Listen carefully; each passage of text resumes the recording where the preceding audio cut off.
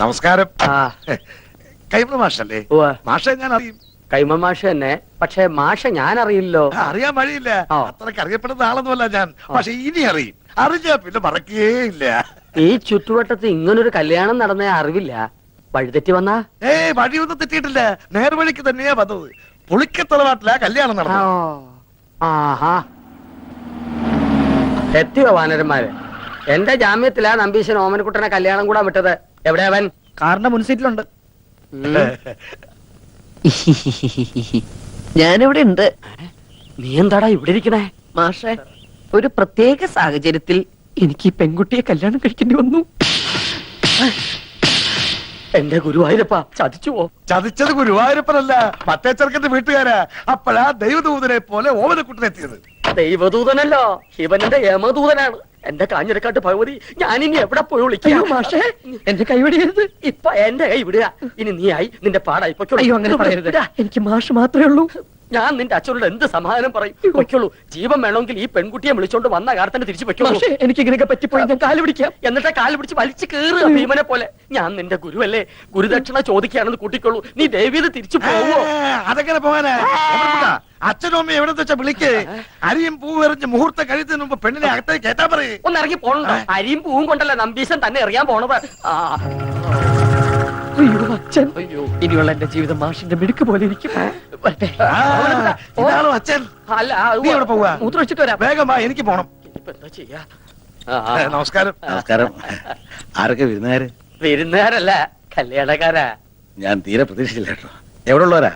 ഞങ്ങൾ ഇനി ഈ വീട്ടുകാരാകാൻ പോവുക അല്ലേ പക്ഷേ? അതെ, ഇവിടെന്ന് വെച്ചാ? അല്ല, ഇവിടെയൊക്കെ തന്നെ നമ്മുടെയൊക്കെ പരിസരത്ത് ഇങ്ങനെ. അതാ ഞാൻ തന്നോട് ചോദിച്ചേ, ഈ പരിസരത്താരാ ഇങ്ങനെ രഹസ്യമായിട്ട് കല്യാണം? അയ്യോ, രഹസ്യമായിട്ടല്ല, പരസ്യമായിട്ട് ഈ കുഞ്ഞിരാവിനെ നടത്തിയത്. നല്ല അന്തസ്സായിട്ട്. സംശയമുണ്ട്, ചെക്കനോട് ചോദിച്ചു നോക്ക്. ചെക്കനോടുള്ള അല്ല, ചെക്കൻ ഈ പരിസരത്തൊക്കെ ഉള്ളത് തന്നെ. ഈ പരിസരത്ത് വെച്ചാ? ഇനി വന്നേ. അതെ, കാലമൊക്കെ മാറിയിരിക്കണം നമ്പീശ. കലികാലം ഇപ്പൊ. അതുകൊണ്ട് കഴിഞ്ഞത് കഴിഞ്ഞു എന്ന് വിചാരിച്ച് നമ്പീശം വേണം ആശ്വസിപ്പിക്കാൻ. ഒരു വാക്ക് തന്നെ നേരത്തെ ഒന്ന് പറയണ്ടോ? അല്ല, എന്തുകൊണ്ട് ചെയ്യാറുണ്ട് നമുക്ക്? പറയാനുള്ള സന്ദർഭം കിട്ടിയില്ല, വളരെ പെട്ടെന്നായിരുന്നു. അത് ശരി. അതെ, നല്ല ബുദ്ധി ഉണ്ടെന്ന് ആലോചിക്കുക. ആ. ഇപ്പൊ നമ്മുടെ ഓമനക്കുട്ടനാണ് ഇങ്ങനെ ചുമ്മാ ചെയ്തെന്ന് വിചാരിക്കുക. നമ്പീശൻ എന്താ ചെയ്യാ? ഓമനക്കുട്ടനോ? ആ. ഓമനക്കുട്ടനാണ് ചെയ്തെങ്കിലുണ്ടല്ലോ, രണ്ടിനെ അരി ഞാൻ പട്ടിക്കിട്ട് കൊടുക്കും, അറിയാവോ? അല്ലെങ്കിൽ പിന്നെ ഞാൻ തന്തേന്നും പറഞ്ഞ് എന്തോ ജീവിച്ചിരിക്കുന്നത്. അങ്ങനെയാണെങ്കിലേ മരിക്കണോ ജീവിക്കണോ എന്ന് ഉടനെ തീരുമാനിക്കേണ്ടി വരും. എന്തിന്? ഇത് ഓമനക്കുട്ടൻ കല്യാണം കഴിച്ചുകൊണ്ടിരിക്കണ പെട്ടാ. കുട്ടന്റെ അച്ഛ, കല്യാണം മുടങ്ങി നാട്ടുകാരുടെ മുമ്പില് കൂട്ടുകാരന്റെ തറവാടിന്റെ മാനം കെടുന്ന ഘട്ടത്തിലാണ് ഓമനക്കുട്ടൻ മാലുവിന്റെ കഴുത്തിൽ താല് കെട്ടിയത്. വീട് ഏതാണെന്ന് വെച്ചാൽ അവരെ അനുഗ്രഹിച്ച് അകത്തേക്ക് കയറ്റിയാട്ടെ. മിണ്ടിപ്പോരുത്. തോന്നിയാസം കഴിഞ്ഞിട്ട് ഒരുമാതിരി അടിച്ചു കല്യാണം കൂടെ വന്ന ചെക്കന്റെ തല പെണ്ണിനെ കെട്ടിവെച്ചിട്ട് കുടുംബ മഹിമ പറയുന്നോ? ഇപ്പൊ ഈ നിമിഷമാണ് ഇവിടുന്ന് തന്റെ പെണ്ണനെ കൊണ്ട് എന്ന് പറഞ്ഞാൽ എങ്ങനെ? അവൻ പുറ കൊടുത്ത പെണ്ണായത്. അവൻ കെട്ടിയ താലിയായി കഴുത്തെ കിടക്കുന്നത്. ആരോട് ചോദിച്ചോടോ കെട്ടിച്ചത്? അവൻ അനാഥ ചെക്കനാന്ന് വിചാരിച്ചോ? അവനെ കുറിച്ച് എനിക്ക് എന്തറിയാം? +2 പഠിക്കുന്ന ചെക്കനെ സംഭവിക്കാനുള്ളതൊക്കെ സംഭവിച്ചിട്ട് നമുക്ക് എന്ത് ചെയ്യാൻ പറ്റും? ആ പെൺകുട്ടിയെ അകത്ത് വിളിച്ചു കൊണ്ടുപോവാ. താനും മേടിക്കാടി. താൻ ഒറ്റ ഒരുത്തം കാണാൻ ഇതൊക്കെ ഉണ്ടായത്. ഇതിനെന്താ ചെയ്യാൻ പോകുന്നതെന്ന് കാണിച്ചുതരാം. തന്നെ തന്നെ തറവാട്ടുകാരെ മുഴുവൻ ഞാൻ കോടതി കയറ്റും. പിന്നെ എന്റെ മോൻ കെട്ടി താലി അത് ഞാൻ കോടതി വെച്ച് അഴിപ്പിച്ചിരിക്കും.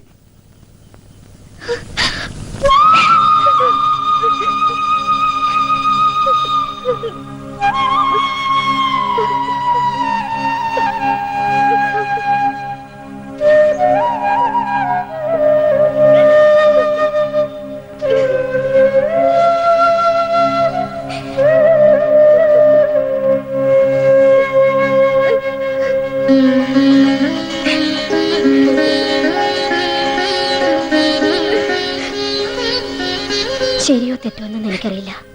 പക്ഷേ അവളുടെ കഴുത്തി കിടക്കുന്നത് നമ്മുടെ മോൻ കെട്ടിയ താലിയ.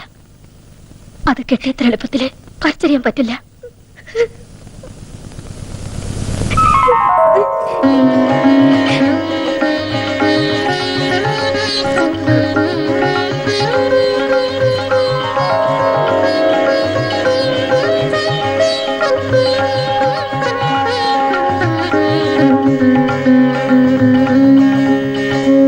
എങ്ങോട്ടാ? ഞാൻ അകത്തേക്ക്. താൻ പോകണ്ട. ഇനി ഈ ബന്ധത്തിന്റെ പേരും പറഞ്ഞ് താനോ തന്റെ തറവാട്ടിൽ ആരെങ്കിലും ഈ പടി ചവിട്ടിയ അരിഞ്ഞു കളഞ്ഞൻ.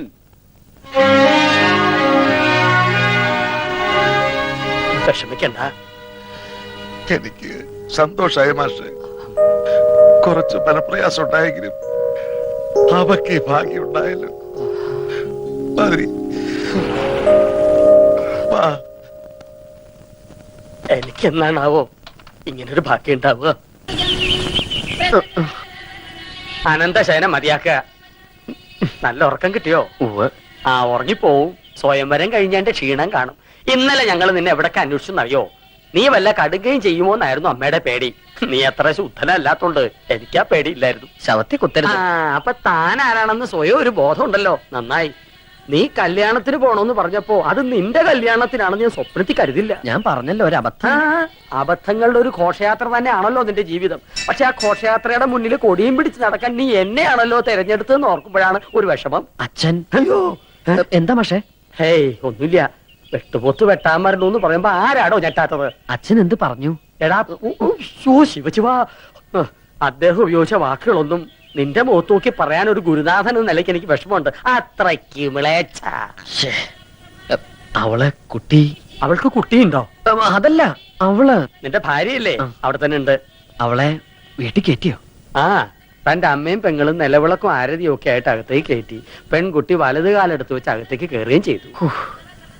മാഷേ, ആ? എനിക്കൊന്ന് വീട്ടിൽ പോണെന്നുണ്ടായിരുന്നു. അതിന് താൻ പട്ടാളത്തിലൊന്നും അല്ലല്ലോ. ലീവ് എടുത്ത് പെട്ടിയും കിടക്കോട്ട് വീട്ടിലോട്ട് കയറാൻ.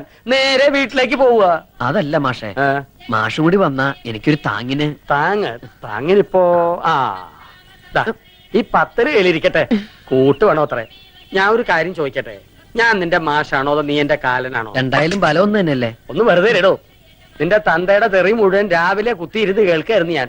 അതിന്റെ നാറ്റം ഒന്ന് മാറിക്കിട്ടാൻ വേണ്ടിയിട്ടാണ് കുളിച്ച് ശുദ്ധമായിട്ട് അമ്പലത്തിലേക്ക് പറഞ്ഞത്. ആ, ശിവ. ആ, ഇവിടെ ഒന്നും കണ്ടിട്ടില്ലല്ലോ. എന്താ പേര്? മിസ്സിസ് പരമേശ്വരൻ. മിസ്സസ് ആണോ? മിസ് ആരും ഇല്ലേ?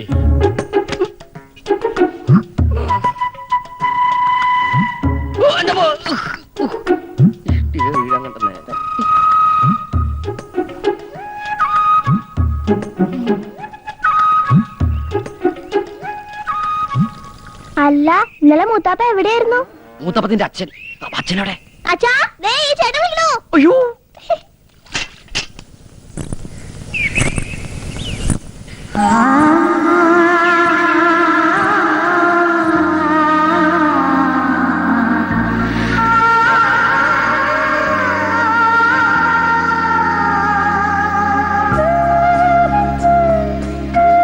ഓർക്കപ്പുറത്ത് കിട്ടിയ ആളല്ലേ.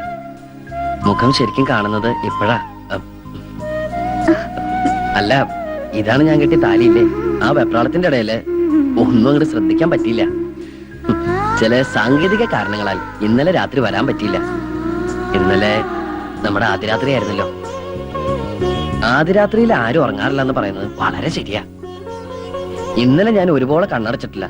ഓരോന്ന് ആലോചിച്ച് ആലും ചോട്ടി കിടന്ന് ഉറങ്ങിപ്പോയി. ഉറങ്ങിയൊന്നുമില്ല.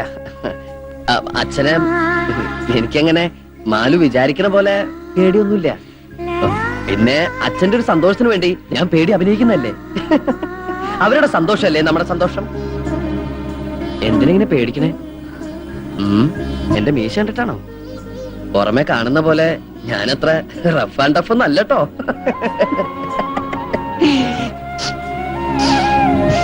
എന്തത് ഭയങ്കര ബീഡിയുടെ മണം? ഞാൻ വലിക്കില്ല കേട്ടോ. അച്ഛൻ ഭയങ്കര ബീഡി വലിയ. സ്റ്റാൻഡേർഡ് ഉള്ള എന്തെങ്കിലും വലിക്കാൻ പറഞ്ഞ അച്ഛൻ കേൾക്കണ്ടേ? കൂടുതൽ വലിപ്പിക്കലടാ മോനെ.